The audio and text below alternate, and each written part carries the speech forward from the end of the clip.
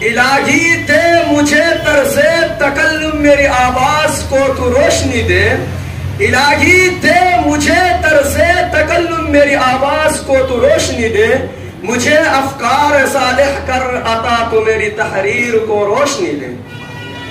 لائق صد احترام معزز سامعین کرام، آج کے اس باوقار جلسہ میں ان اصحاب خیر کا تذکرہ ہوگا جن کے بارے میں اللہ جل جلالہ عما نوالہ نے ارشاد فرمایا، یہ وہ لوگ ہیں جن کے دلوں کو اللہ پاک تقوی کے لیے خالص کر دیا، اور ان کے لیے مغفرت کا اعلان اور اجر عظیم ہے۔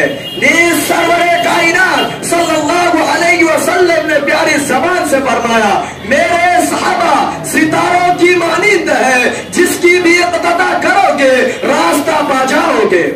دوستو، خالق و مالک کا یہ دستور رہا ہے کہ انسانوں کی ہدایت کے لیے رسولوں کو بھیجتا رہا، چنانچہ حضرت آدم علیہ السلام کو بھیجا، حضرت نوح علیہ السلام کو بھیجا، حضرت ابراہیم علیہ السلام کو بھیجا، حضرت موسیٰ علیہ السلام کو بھیجا، حضرت عیسیٰ علیہ السلام کو بھیجا، آخر میں شہنشاہ بطحہ تاجدار مدینہ احمد مجتبی محمد رسول اللہ صلی اللہ علیہ وسلم کو بھیجا۔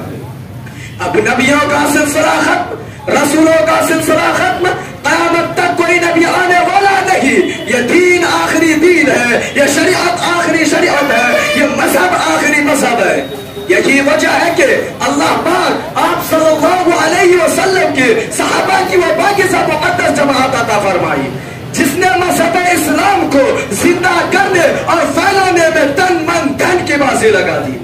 چنانچہ تاریخ شاہد ہے کہ ان سچے جانبداروں نے دین اسلام کے خاطر وہ قربانی پیش کی جس کی نظیر پیش کرنے سے عالم انسانیت کی تہی دامن اور خالی ہے۔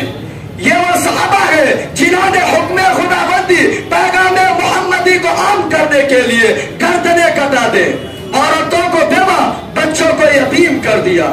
محترم حضرات، صحابہ کرام کی جماعت وہ جماعت ہے جس کو رب کائنات نے درسگاہ نبوت کے لیے منتخب فرمایا، ہادی اعظم صلی اللہ علیہ وسلم کو ان کا معلم بنایا اور کتاب ہدایت قرآن پاک عطا فرمائی۔ علام الغیوب نے خود ان کا امتحان لیا، صحابہ کرام کا وہ مقدس کیا امتحان میں پورا اتراجہ خداوند قدوس نے انعام میں رضی اللہ عنہم ورضوا عنہ کا مزدہ سنایا۔ حقیقت یہ ہے کہ صحابہ کرام دین کے ستون ہیں، صحابہ کرام کنتم خیر امہ کے بلا واسطہ مخاطب ہے۔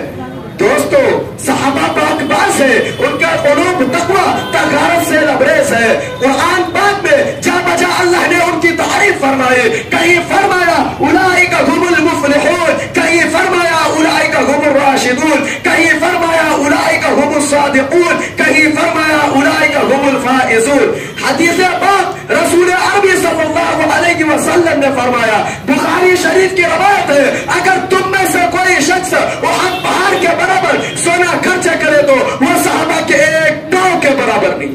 اللہ اکبر۔ ملت اسلامیہ کے جالو صحابہ واجب الاحترام ہے، ان کا تذکرہ اچھائی کے ساتھ کرنا لازم اور ضروری ہے۔ یہ وہ صحابہ ہے جنہوں نے دین اسلام کے لیے زندگی وقف کر دی تھی، یہ وہ صحابہ ہے جنہوں نے آفتاب ہدایت سے بلا واسطہ نور حاصل کیا تھا، یہ وہ صحابہ ہے جو حق و صداقت کا مجسم نمونہ تھے، یہ وہ صحابہ ہے جنہوں نے گھر بار چھوڑ کر رضا حق کو اپنی زندگی بنایا، یہ وہ صحابہ ہے جنہوں نے نئی نولی دلہن کو چھوڑ کر صدائے جہاد پر لبیک کہا تھا، یہ وہ صحابہ ہے جن کی نعش کو فرشتوں نے غسل دیا، یہ وہ صحابہ ہے جو موت سے نہیں بلکہ موت ان سے ڈرتی تھی، یہ وہ صحابہ ہے جن کو سمندروں نے راستہ دیا، یہ وہ صحابہ ہے جن کو شیر نے سواری دی۔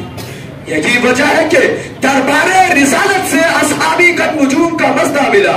قرآن نے ان کی تعریف کی، اللہ نے ان کی تعریف کی، رسول نے ان کی تعریف کی، مگر اے مذہب اسلام کے مت والو، آج سے 1400 سال پہلے کی خاتم الانبیاء محمد رسول اللہ صلی اللہ علیہ وسلم نے پیاری زبان سے ارشاد فرما دیا تھا کہ میری امت 73 فرقوں میں تقسیم ہوگی، مگر ہر فرقہ ناری اور جہنمی ہوگا، مگر ایک فرقہ نجات پانے والا ہوگا۔ نجات پانے والا فرقہ وہ نقش قدم پر گامزن ہو۔ دوستو قرآن پاک تو وَأَعَدَّ لَهُمْ جَنَّاتٍ تجری تحت الانہار کہہ کر ان کو جنت کا سرٹیفکیٹ اور ذائق دے رہا ہے۔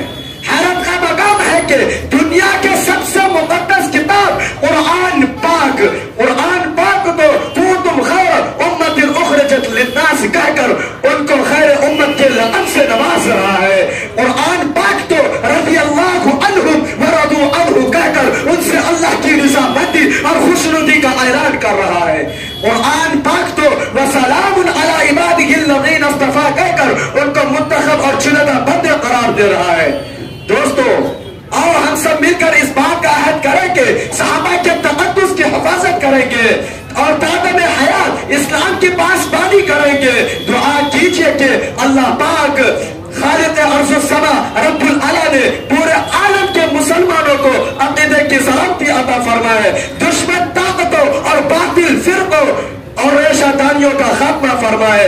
اللہ پاک ہم سب کو صحابہ کرام رضی اللہ عنہم کے احترام نصیب فرمائے۔ وآخر الدعوان ان الحمد